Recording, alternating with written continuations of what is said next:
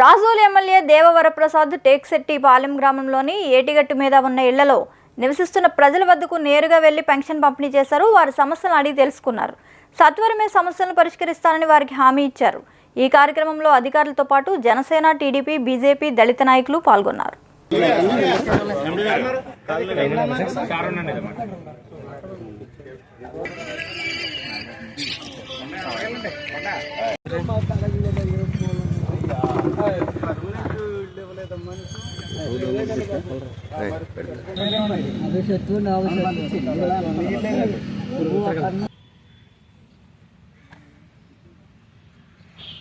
సరే మరి అయితే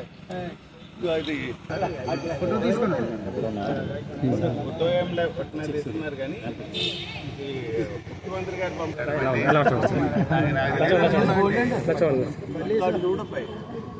నిరంతర వార్తా శ్రవంతి కొరకు వీక్షిస్తూనే ఉండండి మీమా VST news. Please like, share and subscribe channel.